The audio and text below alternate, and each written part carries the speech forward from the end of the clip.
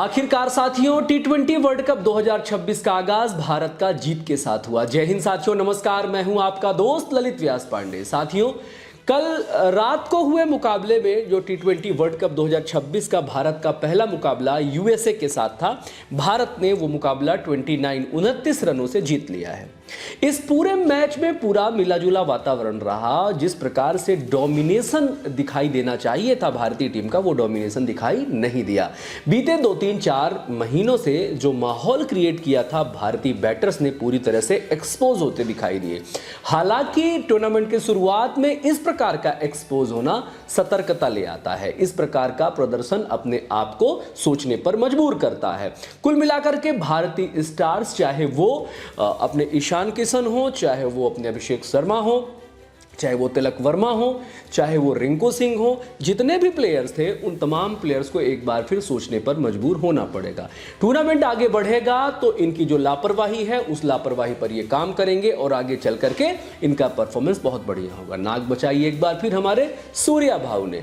वो ठीक ही कहा जाता है कि कुछ लोग बड़े मंच के बड़े प्लेयर होते हैं। सूर्या भाऊ भी इसी प्रकार से बड़े मंच के बड़े प्लेयर थे। बीते 1 साल से सूर्या भाऊ का बैट पूरी तरह से खामोश चल रहा था, लेकिन किसी एक इंटरव्यू में उन्होंने कहा भी था कि मेरे बल्ले से रन निकल रहे हैं, मैं आउट ऑफ फॉर्म नहीं हूं। और इस बड़े मंच में सूर्या भाऊ ने दिखा दिया कि लीडर होता है। क्यों उनको सबसे उपयुक्त कैप्टन के रूप में माना जा रहा था। उनका परफॉर्मेंस अच्छा ना होने के बावजूद भी लीडरशिप के रूप में उनको पहले नंबर पे क्यों रखा जा रहा था।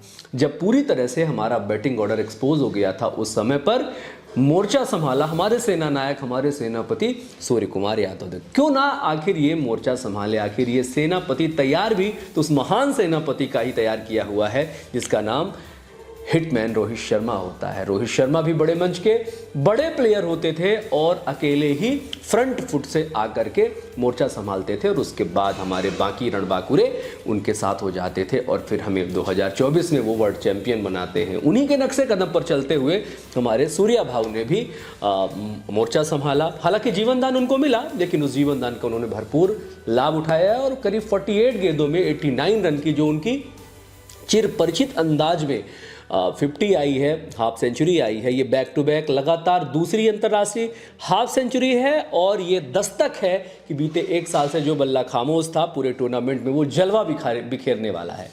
अमेरिकी गेंदबाजों ने बहुत अच्छा परफॉर्मेंस किया। 45-46 रन पे भारत के 5 विकेट आउट हो गए थे। तब लग ही नहीं रहा था कि भारत 100 का भी आंकड़ा पार कर पाएगा या क्या 20 ओवर का मैच पूरा खत्म भी कर पाएगा। लेकिन जिस प्रकार से अक्षर पटेल और सूर्या भाऊ ने मोर्चा संभाला और अकेले भारत का स्कोर 161 रन ले जाने में सफल हुए। सूर्य कुमार यादव एकमात्र ऐसे फैक्टर थे जो अमेरिका और भारत की जीत का अंतर पैदा कर रहे थे।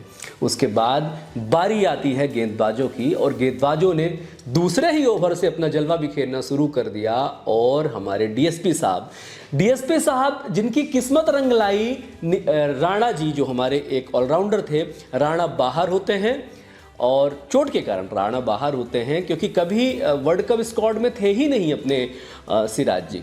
राणा बाहर होते हैं, सिराज जी अंदर आते हैं और अंदर आते ही सिराज को तो पता है कि कितने बड़े मंच के कितने बड़े प्लेयर हैं। वो जुझारू प्लेयर, पूरा जुझारूपन दिखाई दिया। 3 विकेट पहले ही मैच में झटकते हैं। अच्छा, सिराज का खेलना अभी भी तय नहीं था। राणा के बाहर जाने के बावजूद भी ये तय नहीं था कि सिराज खेलेंगे।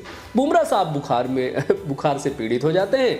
किस्मत का दरवाजा खुलता है और आते हैं और वो पूरे अवसर का लाभ उठाते हैं। अर्शदीप जी भी बहुत अच्छी बॉलिंग करते हैं। सारा ओवरऑल जो पूरी टीम बाउंड का जो पूरी टीम स्पिरिट का यहाँ पे देखने को मिलता है।